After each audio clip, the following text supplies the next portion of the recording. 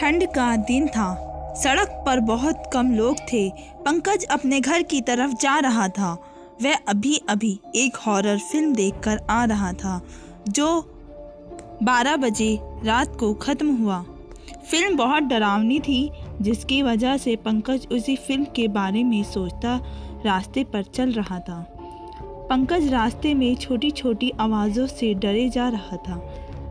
डरे भी क्यों ना, फिल्म इतनी डरावनी थी, लेकिन उसका घर अभी बहुत दूर था और सबसे बड़ी मुसीबत उसके लिए ये थी कि रास्ते में शमशान घाट भी आता था। पंकज बार बार फिल्म के बारे में ही सोच रहा था और साथ ही साथ यह सोच रहा था कि आगे शमशान घाट भी है, उसे कैसे पार करूँगा। यही सोचते सोचते शमशान घाट नज़दीक आ गया था और हर तरफ घना कोहरा छाया हुआ था, जिसकी वजह से उसे कुछ साफ भी नहीं दिखाई दे रहा था। वह बस रास्ते पर चल रहा था। तभी शमशान घाट का गेट आ गया। गेट देखते ही देखते उसने उस तरफ देखने से मन ही मन मना कर दिया। अभी वह गेट पार कर ही रहा था कि उसने गेट के पास किसी छोटी बच्ची को रोने की आवाज़ आई।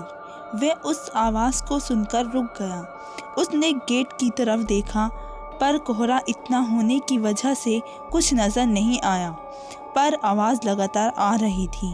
पंकज को उस तरफ जाना ठीक नहीं लगा, इसलिए उसने आवाज़ लगाई, कौन है, कौन रो रहा है? पर कुछ जवाब नहीं आया, बस रोने की आवाज़ ही सुनाई दे रही थी। पंकज को लगा क्या पता कोई बच्ची खो गई हो, इसलिए वे उस आवाज़ का पीछा करने लगा। पीछा करते करते वो कब्रिस्तान की तरफ चला गया। अचानक उसकी नज़र एक विशालकाय पीपल के पेड़ पर पड़ी। उसने देखा एक बच्ची फ्रॉक पहने हुए है, जो ठीक उसी पेड़ के नीचे बैठी हुई है। उसी पेड़ के पास सिर को नीचे झुकाए अपने दोनों हाथों से चेहरे को ढकते हुए रो रही है। पंकज उसके पास चला गया और उसको चुप होने को कहा, पर उसने रोना जारी ही रखा। पंकज ने पूछा, बेटी तुम यहाँ अकेली, वह भी इतनी रात को, क्या कर रही हो? उस लड़की ने कोई जवाब नहीं दिया। वह फिर भी लगातार रोती रही। यह देखकर पंकज को बहुत बुरा लगा और उस बच्ची पर तरस भी आया। वह आगे बढ़कर उस लड़की के कंधे पर अपने हाथ को रखता है, लेकिन वे एकदम से सहम जाता है क्योंकि उसका जिस्म बहुत ही ठंडा पड़ा हुआ था। वह अपने जैकेट उतार कर उस बच्ची के पीठ पर जैसे ही रखता है, वह लड़की अचानक से रोना बंद कर देती है और बिना सिर उठाए बोलती है, तुम चले जाओ यहाँ से, यहाँ कोई किसी का अपना नहीं होता। पंकज ये बात सुनकर बोलता है, अरे बेटे कैसी बात कर रही हो तुम? तुम्हारे माता पिता कहाँ हैं? ये सुनते ही वे बोल पड़ती है, मेरे माता पिता ने मुझे यहाँ छोड़ दिया है और कहीं चले गए हैं। पंकज ने उससे पूछा, क्यों, आखिर क्यों चले गए छोड़कर, और कहाँ चले गए? वे लड़की बोली, क्योंकि मैं मर चुकी हूँ इसलिए।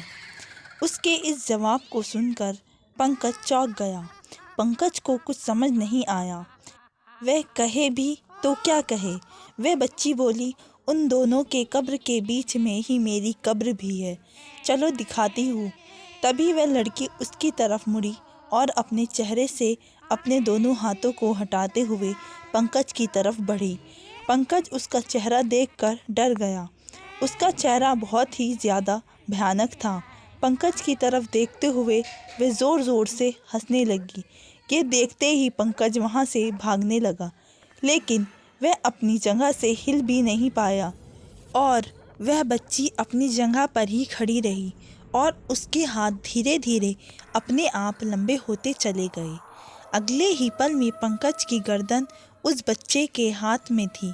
पंकज की आंखों के सामने अब अंधेरा छाने लगा था और धीरे धीरे बेहोश हो गया था। जब पंकज की आंख खुली तो उसे पता चला कि वह सपना देख रहा था। उस डरावने सपने में उस लड़की का भयानक चेहरा अभी भी उसके सामने आ रहा था, परंतु उसे कहाँ पता था कि असली कहानी तो अब शुरू होती है। पंकज जब नींद से उठा तो उसके एक दोस्त जिसका नाम मनीष है उसका फ़ोन आता है और पंकज फ़ोन उठाता है। मनीष बोलता है, अरे पंकज, आज फिल्म देखने चलेगा क्या? पंकज पूछता है, कौन सी फिल्म? मनीष ने कहा, अरे एक बहुत ही ज़बरदस्त भूतिया फिल्म है जिसका नाम अनीबेला है। और हाँ, एक बात और, आज रात का शो है। पंकज ने कहा, लेकिन रात को वह भी हॉरर फिल्म देखना सही होगा। तभी मनीष से फ़ोन रजत ले लेता है और रजत बोलता है, अबे तू एक नंबर का फट्टू ही रहेगा, अब तो बच्चा नहीं है और मूवी देखने हम 4 लोग जा रहे हैं। पंकज ने पूछा, कौन कौन? रजत ने जवाब दिया, मैं और तू, मनीष, विकास, बस। और चल आधे घंटे में तैयार हो जा, हम 11:30 बजे तेरे घर आ रहे हैं क्योंकि शो का टाइम 12 बजे का है। पंकज बोला, ठीक है, आ जाओ, मैं तैयार ही मिलूँगा। पंकज के डरने की वजह कुछ और ही थी। ये वही फिल्म थी जो पंकज ने सपने में देखी थी। पंकज फ़ोन रखने के बाद सोचने लगा कि यह तो बिल्कुल सपने की तरह ही है, पर उसने इसको इत्तेफाक समझकर फिल्म के लिए हाँ कर दिया और जाने के लिए तैयार हो गया। थोड़ी देर में ही चारों फिल्म देखने चले गए। फिल्म देखने के बाद वे बाहर आए और फिल्म की बातें करते हुए घर की तरफ चलने लगे। पंकज थोड़ा सा परेशान सा था। उसकी वजह यही थी कि रास्ता बिल्कुल वही था जो पंकज ने सपने में देखा था। चलते चलते पंकज को सपने वाली बात याद आ गई। उसने अपना पूरा सपना अपने दोस्तों को बताने को सोचा। उसने हिम्मत करके बोला, अरे सुनो, मैं तुम्हें कुछ बताना चाहता हूँ। सभी रुक कर उसके बात सुनने लगे। पंकज बोला, तुम्हें मैं आज बताने जा रहा हूँ, उस पर शायद तुम्हें विश्वास ना हो, लेकिन ये बात सच है। मनीष बोला, अरे कौन सी बात बताएगा या पहेलियाँ ही बुझाता रहेगा? पंकज बोला, पहले यह बताओ, क्या यह सच है कि किसी इंसान को किसी होने वाली घटना का पहले ही अंदाज़ा हो जाता है या कोई घटना घटित होने से ही उसको पता चल जाता है कि यह होने वाला है? रजत ने कहा, हाँ ये बात सच है, क्योंकि अगर मैं आधे घंटे में घर नहीं पहुंचा तो मेरी माँ मुझे जमकर धुलाई करेगी। इस घटना का मुझे पूर्व अनुमान है। रजत ने इतना कहते ही पंकज को छोड़कर सभी लोग हंसने लगे। काफ़ी देर तक तीनों का हंसना जारी रहा। जब उन तीनों ने देखा कि पंकज मुंह लटकाए खड़ा है तो फिर रजत बोला, अच्छा बता, वैसे तूने ऐसा क्या देखा जो इतना परेशान है? पंकज ने बताया कि मैंने इस मूवी के भाग को आज अपने सपने में ही देख लिया था। उसकी बात सुनकर विकास बोला, इस बात में इत्तेफाक कहाँ? अगर ऐसा था तो पहले ही फ़ोन पर बता देता, हम लोग आज सपने में ही मूवी देख लेते, कम से कम हमारे पैसे तो बच जाते। विकास की बात सुनते ही अब सब ज़ोर से बहुत हंसने लगे थे। मनीष और रजत भी हंसने लगे थे। तभी रास्ते में वह शमशान घाट आ गया।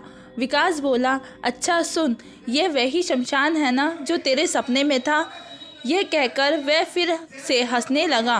तभी मनीष ने पंकज को कहा, चल शमशान घाट में चलते हैं और अपनी कुछ फ़ोटो लेते हैं और वह फ़ोटो अपने दोस्तों को भी दिखाएंगे।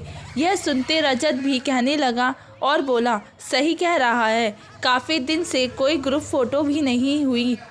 अपने ग्रुप की प्रोफाइल के लिए इससे अच्छी जगह तो कोई हो ही नहीं सकती।